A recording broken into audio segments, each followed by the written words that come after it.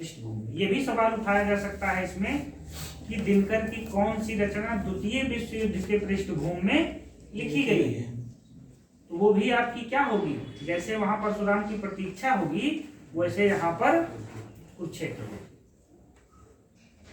कहीं कोई शंका आपको? आगे चलते हैं। कुरुक्षेत्र को आधुनिक गीता या काव्यात्मक गीता भी कहा जाता है।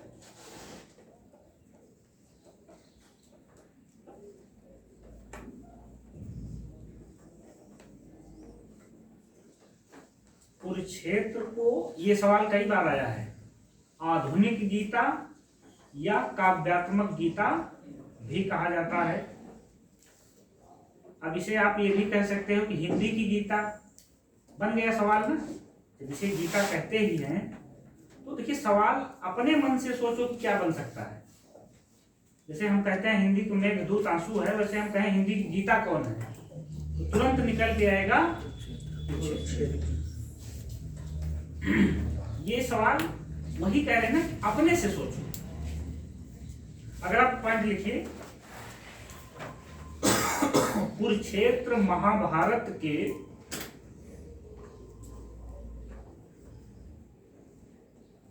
शांति पर्व को आधार बनाकर लिखा गया है।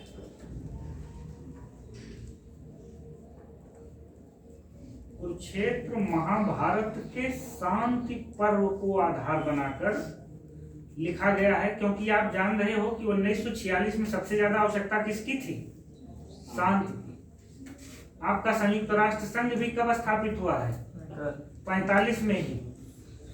क्यों? क्योंकि उस समय पूरी दुनिया को लग रहा था कि अगर युद्ध नहीं खत्म होगा तो मानवता ही खत्म हो जाएगी।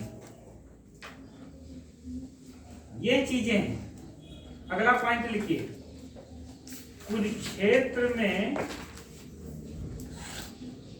युद्ध के अंत में, अब देखिए सवाल कैसे समकालीन मनोदशा से जुड़ता है। कुरुक्षेत्र में युद्ध के अंत में युधिष्ठिर के मनोद्वंद्वों से,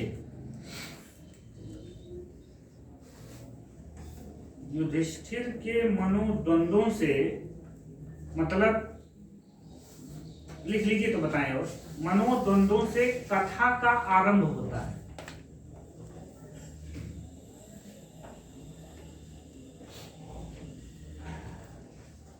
इसमें वीर और शांत रस प्रधान है।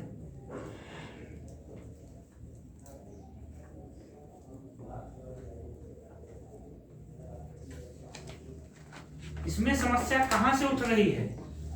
सब कुछ हो गया, पांडव विजयी हो गए, लास्ट में युधिष्ठिर के मन में ये सवाल उठा कि आखिर ये विजय किस काम है, जिसमें चारों तरफ जो मरे पड़े हुए हैं, जो लाशें पड़ी हुई हैं, वो किसकी हैं? या तो मेरे प्रजा की, या तो मेरे भाइयों की, मेरे रिश्तेदारों की, मेरे नातेदारों की। अब इस जमीन को लेके हम क्या करें?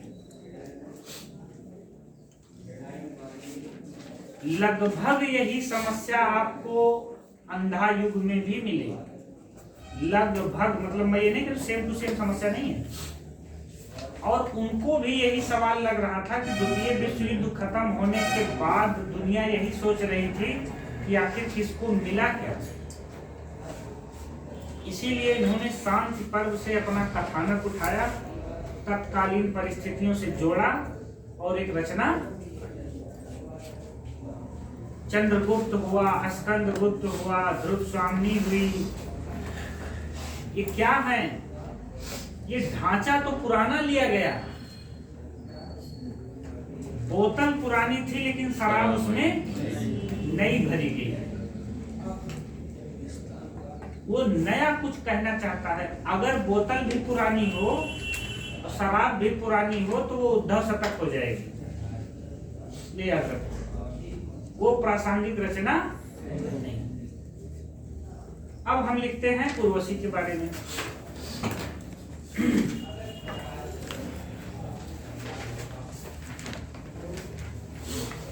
उर्वशी 5 अंकों में विभक्त ब्रैकेट में आप अंधा युग भी लिख सकते हैं, क्योंकि अंधा युग भी 5 ही अंक में है। जानने के लिए ना चाहें तो ना लिखें, लेकिन मेरी एक आदत है कि मिलती जुलती रचनाओं को जब तुलना कर लीजिए तो याद आसानी से होती है। उर्वशी 5 अंकों में विभक्त, एक श्रृंगार प्रधान, ये कतई मत भूलिएगा बीसल देव रासो की तरह। श्रृंगार प्रधान को अंडरलाइन करिए। एक श्रृंगार प्रधान प्रबंध काव्य है। प्रबंध काव्य जब हम कह रहे हैं तो क्या निकलेगी ये? खंड काव्य। अरे इसमें 5 अंक है ना, महाकाव्य नहीं होगी, आप ध्यान रखिए।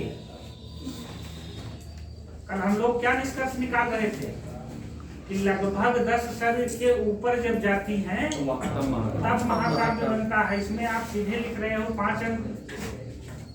थोड़ा सा आप सोचिए, ये प्रबंध काव्य के अंतर्गत किसमें आएगी? खंड काव्य। इसे गीत नाट्य भी कहते हैं। उसी में आगे लिखिए,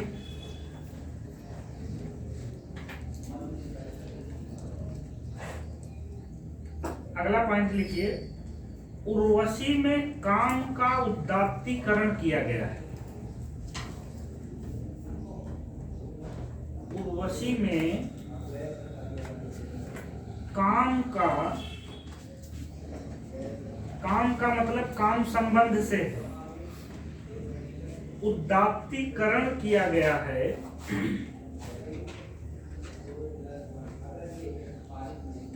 आगे लिखिए उसी में, उदात्तीकरण का तात्पर्य ये होता है किसी चीज को बहुत ऊंचे तक बढ़ा चढ़ा ले जाना। जैसे आप ये कहिए कि किसी चीज, इंसान को भगवान बना देना, उदात्त।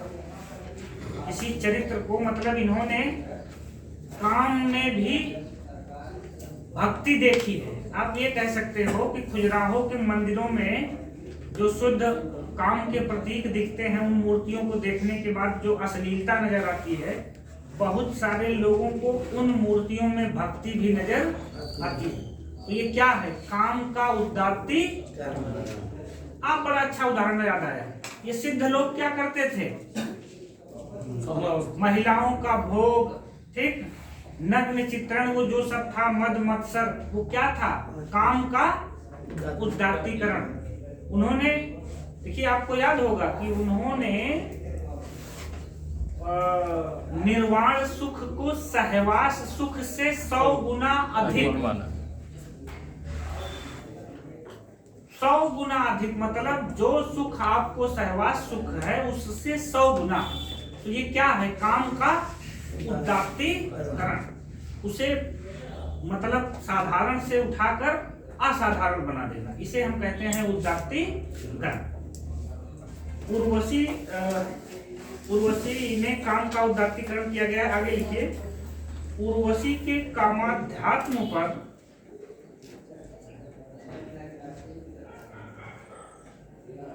H.D. लॉरेंस का प्रभाव है। उर्वशी के कामाध्यात्म पर H.D. लॉरेंस का प्रभाव है। अगला पॉइंट, उर्वशी की कथा का मूल प्रसंग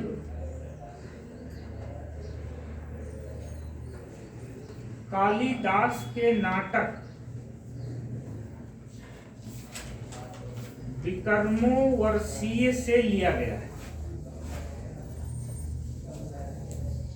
कुरुक्षेत्र शांति पर्व से था और यह कालिदास के विक्रमोर्वशीय नाटक से।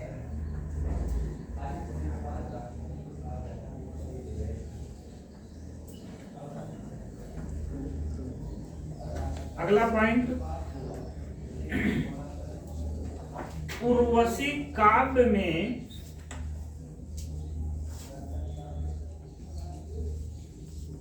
ये कुछ ऐसा ही काव्य है जैसे अगर आपने पढ़ा हो लोरिक चंदा आख्यान, अर्थात चंद्रायन, अर्थात पुनर्नवा। पुनर्नवा किसी ने पढ़ा है? हजारी प्रसाद द्विवेदी पुनर्नवा नहीं पढ़े हैं? तब क्या जानते हैं? बाहर से उसका आवरण देखे हैं चमकीला, कभी उसके अंदर उतर के देखो त्रिपाठी, तब मजा आएगा। आप तो वैसे गंगा स्नान कर रहे हो कैसे को छिड़क के जय हो गंगा। इसलिए कह रहे हैं कि वहां भी नायिका उसकी पत्नी नहीं होती। लोरिक की पत्नी जो होती है मैना, वो उसकी नायिका नहीं है, एक दूसरी स्त्री चंदा उसकी नायिका होती है। सेम वही कंडीशन उर्वशी में है। उर्वशी जो राजा है पुरुरवा, उसकी राजमहिषी या महारानी औशनरी है, लेकिन काव्य की नायिका कौन है? उर्वशी। इसलिए मैंने उसकी चर्चा की। चलिए लिखिए, उर्वशी काव्य में नायक पुरुरवा है और नायिका उर्वशी है।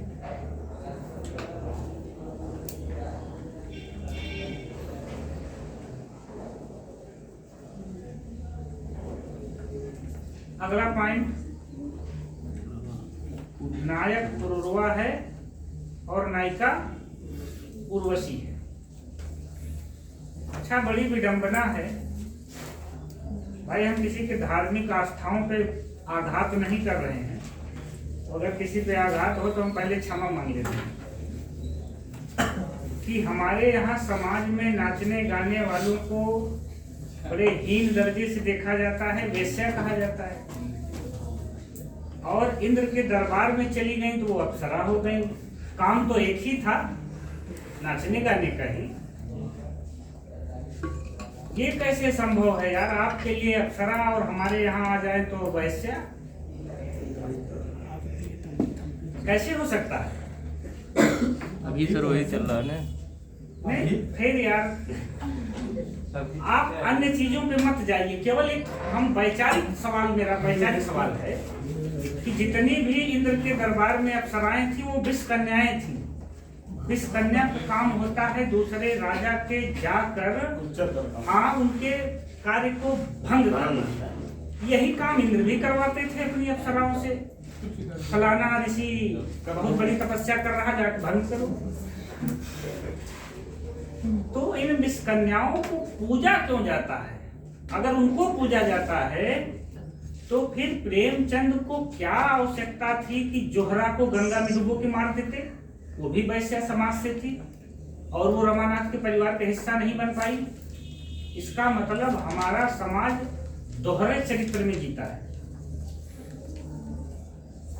सेवा सदन में आप देखेंगे कि वही बड़े बड़े राजा जाके मुजरा करते हैं तो उनके पैरों पे लौटते हैं, और ठीक है, और नीचे घर में आते हैं तो उसी पैरों से कुचलते हैं। तो ये वैचारिक आंदोलन है। और पढ़ने का मतलब आप वैचारिक रूप से, भगवान ने बहुत कुछ सोच के दिमाग सबसे ऊपर रखा है, उसके नीचे फिर सारी चीजें हैं। और भगवान ने बहुत कुछ सोच के पशु का दिमाग, पेट सब बराबर रखा है। तो भृतहरि की लाइन याद रखो कि साक्षात पशु कुछ विशालहीन है। गड़बड़ कर दिए हैं? गड़बड़ कर दिए, आज उनको उन पे पक्ष उठा रहे हैं। चलिए आगे लिखते हैं हम लोग। एक सवाल मन में उठता है कि भाई ऐसा क्यों? जो आपके लिए है वही हमारे लिए भी करो ना। आपके लिए अगर उपेक्षित है तो हमारे लिए भी उपेक्षित है, और हमारे लिए है तो आपके लिए कैसे अच्छी है? देखिए, सुकन्या और औशनरी उर्वशी के अन्य नारी पात्र हैं।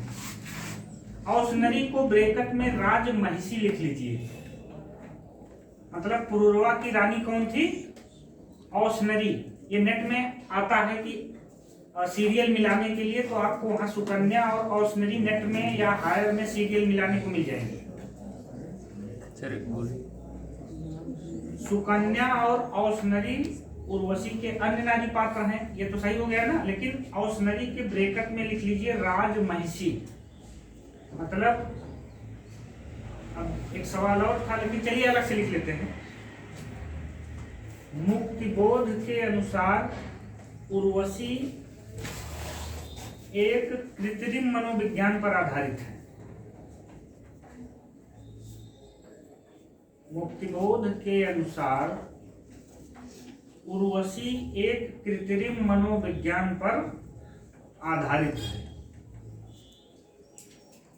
मुक्तिबोध का सवाल ये था कि हम चरम काम के अनुभव, मतलब हम चरम काम के अनुभव के समय चरम भक्ति का अनुभव कैसे ले सकते हैं? दोनों अनुभव एक साथ नहीं हो सकते। इसीलिए उन्होंने कहा कि उर्वशी किस पर आधारित है? कृत्रिम मनोविज्ञान पर। उन्होंने कहा कि मानव जीवन में यह संभव नहीं है कि जब आप चरम काम के क्षणों में हो उसी समय आपको चरम भक्ति की याद आए।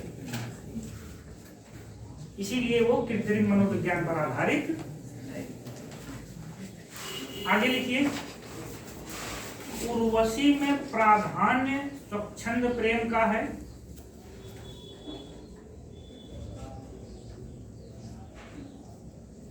उर्वशी में प्राधान्य स्वच्छंद प्रेम का है।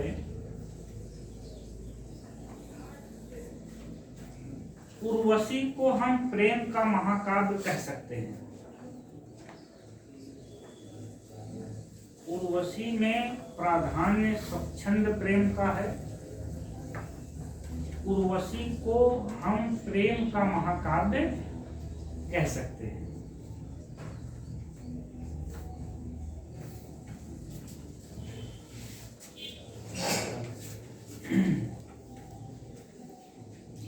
एक पॉइंट छूटने न पाए कुछ।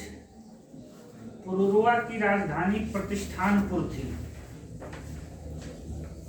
अगला पॉइंट लिखिए, पुरुरवा की राजधानी प्रतिष्ठानपुर थी। राजमहिषी औसनरी थी और पुत्र को छोड़ दीजिए। राजधानी प्रतिष्ठानपुर थी और राजमहिषी या महारानी, राजमहिषी शब्द कठिन है तो राजमहिषी ना लिखिएगा, महारानी लिख लीजिएगा, पटरानी लिख लीजिएगा। पटरानी, राजमहिषी, महारानी का तात्पर्य यही है कि मेन रानी, मुख्य रानी। चलिए, आप लोग ऊब तो नहीं गए हैं? पुरुरवा की राजधानी प्रतिष्ठानपुर थी और उसकी पटरानी या महारानी या राजमहिषी औसनरी थी। अगर ये सवाल उठ जाए, नायक नायिका तो हम बहुत रट रहे हैं कि पुरुरवा की राजमहिषी कौन थी, तो आधे लोग फिसल जाएंगे। क्योंकि उसका काम, उर्वशी का काम जब तक था तब तक उसने अपना काम किया, उसके बाद तो वो चली गई अपने दरबार। ठीक, तो मैं अपने मन से सोच रहा था कि अगर परीक्षक ये पूछ ले कि राजमहिषी कौन है तो हम वहां फंस जाएंगे। अब हम लोग आगे अन्य तथ्य और जो इनके बारे में है, इसमें जो सबसे महत्वपूर्ण सवाल है और मेरे नोट करने के हमको लगता है एक आधे साल बाद नेट में ये पूछ ली गई थी। लिखिए, वास्तव में काव्य की परिभाषा है दिनकर की। देखिए, कविता तो कवि की आत्मा का आलोक है। कविता तो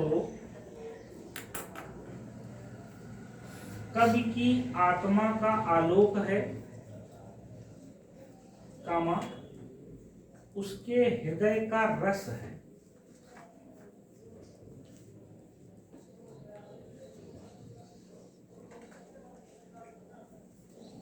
जो बाहर की वस्तु का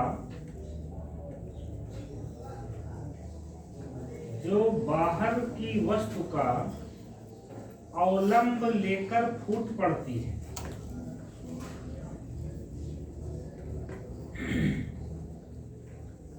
बाहर की वस्तु का अवलंब लेकर फूट पड़ती है। तो आप डैश करके काव्य की परिभाषा भी लिख सकते हो।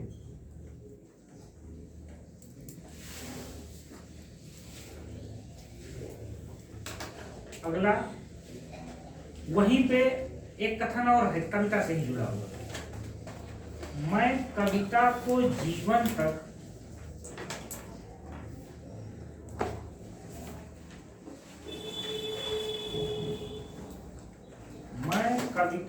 जीवन तक पहुंचने की सबसे सीधी और सबसे छोटी राह मानता हूं।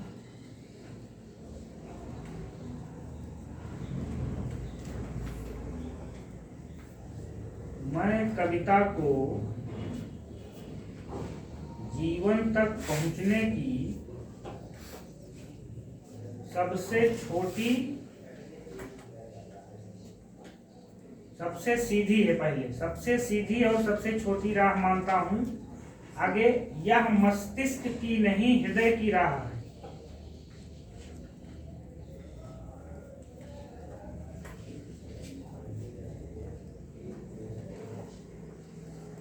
यह मस्तिष्क की नहीं हृदय की राह है।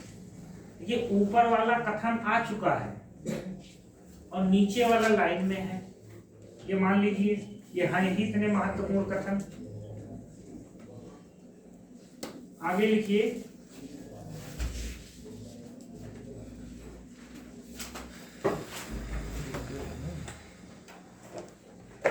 दिनकर ने स्वयं को विभा पुत्र कहा है। विभा मतलब सूर्य। दिनकर ने स्वयं को विभा पुत्र कहा है।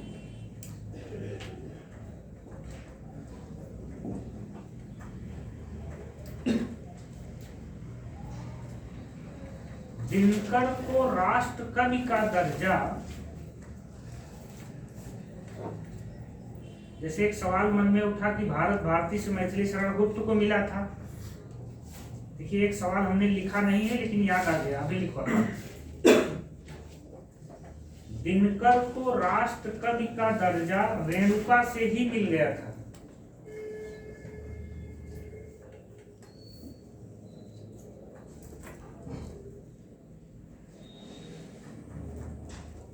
अगला, दिनकर ने स्वयं को डिप्टी राष्ट्र कवि कहा है।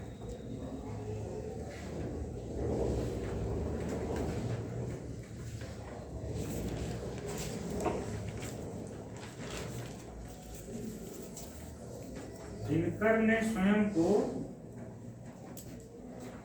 डिप्टी राष्ट्र कवि कहा है। अगला लिखिए, दिनकर रचनावली के संपादक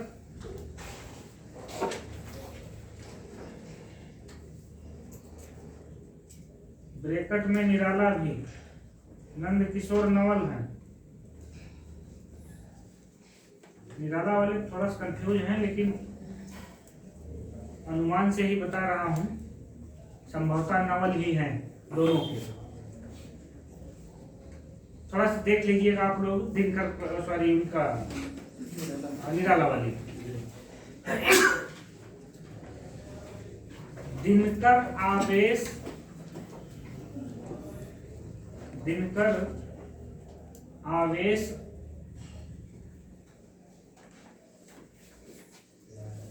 नंद किशोर नवल है।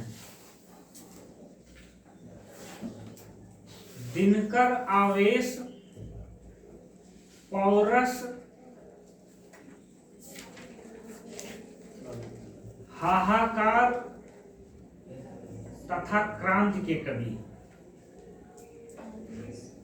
आवेश पौरस हाहाकार तथा क्रांति के कवि।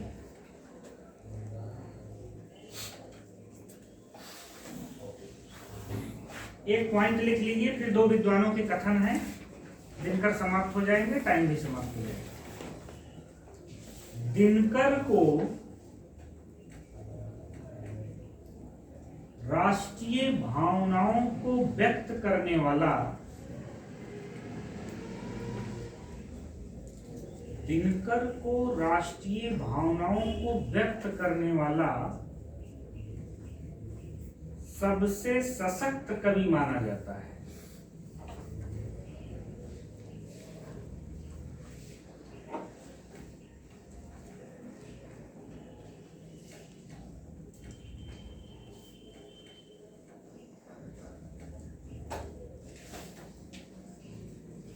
दो विद्वानों के कथन है मेरे पास, तो अलग से लिखिए, वहीं से लिखिए।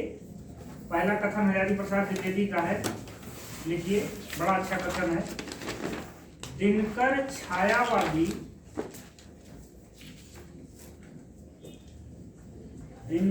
छायावादी और प्रगतिवादियों के बीच की कड़ी है। दिनकर छायावादी और प्रगतिवादियों के बीच की कड़ी है, डैश करो, ऐसे। आगे लिखिए, कम छायावादी अधिक प्रगतिवादी।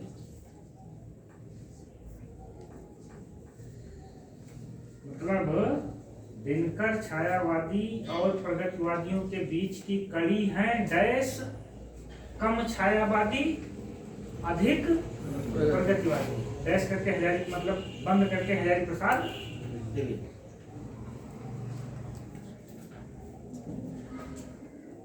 दिनकर छायावादी और प्रगतिवादियों के बीच की कड़ी है, कम छायावादी अधिक प्रगतिवादी। दूसरा सवाल जो आया भी था, पूछा गया था, लेकिन विद्वान का नाम नहीं पूछा था, केवल इतना पूछा था कि अधैर्य के कवि हैं। तो आप लिखिए, दिनकर अधैर्य के कवि हैं विश्वनाथ त्रिपाठी।